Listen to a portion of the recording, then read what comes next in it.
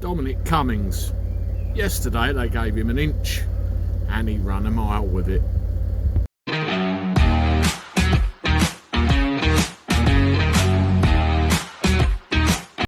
How do everybody? Welcome back to the channel for a Thursday and welcome back to my car. First video of the day.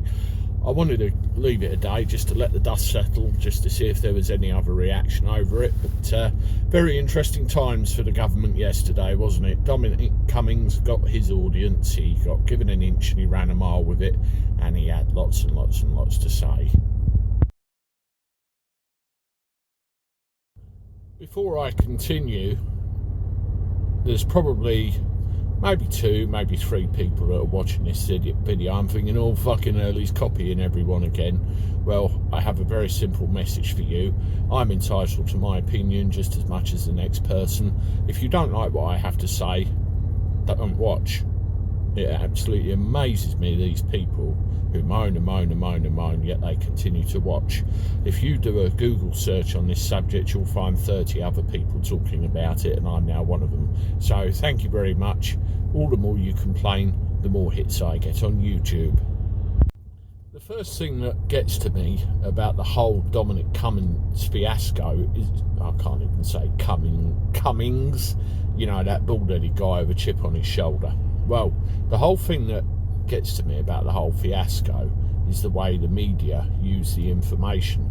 You roll back months, Dominic Cummings was a senior advisor to the Prime Minister, and he obviously was in a position where he had lots to do with Brexit, and he was apparently pulling the strings behind the scenes of Boris Johnson and everybody else.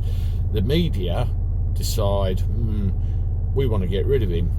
So as soon as the whole Barnard Castle episode happened, they swarmed on him like a pack of bloody locusts, discredited him, and then the last thing we saw was a picture of him walking out of 10 Downing Street, which was all staged, I think, to be quite honest with you. We roll forward in time, and this discredited former senior advisor to the Prime Minister is now hot property. Everybody wants to listen to what he has to say, and the reason is, again, there is a media agenda to make this government look as crap as possible. So who's going to do that for them? Dominic Cummings. Lefty BBC and everybody else is spread all over the place. And let's be honest, it has all been a big pantomime, but he has said some very, very damning things. Let's have a look at some of them, shall we? He was particularly interested in giving Matt Hancock a very good drubbing in front of this inquiry, actually going as far as saying that he should have been sacked previously for 15 or 20 things he apparently done wrong, including cock-ups with PPE, and he was basically hiding behind scientific advice. Every time something went wrong, blame the scientists. A complete shambles of a man who shouldn't be in a position, and he's incapable of doing his job. Well, I personally believe that there was a lot of arse covering going on with this particular individual, but why is he still in the position he is? Isn't there anyone else better for the job? Is there more going on in the background, or is Cummings being dishonest himself?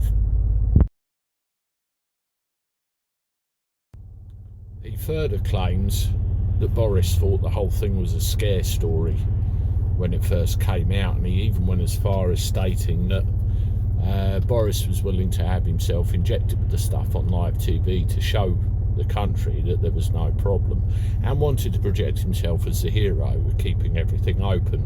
Now, I'm actually, about this, because Boris has a record of impulsiveness and quick behaviour, which he usually needs to dig himself out of later. So could there be a little bit of truth in that part? We'll see. Boris Johnson is unfit to be Prime Minister.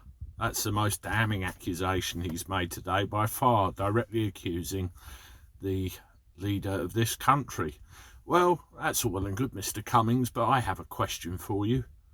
Who is fit to be Prime Minister in a time such as this, facing a national crisis that nobody has ever faced? Keir Starmer? Not a fucking chance. I think we'd have more trouble than we knew what to do with. The fact of the matter is nobody knew what to do about this, and Boris's usual impulsiveness and offhanded comments and one-liners that he comes out with are coming out of the woodwork now. You know, it's all coming home to roost and it's being used against him. I genuinely believe that this whole thing is a circus, and it's been grabbed hold of by the media. I mean, you look at old Morgan today. There are tweets like that literally all over his timeline, all over it. Comments,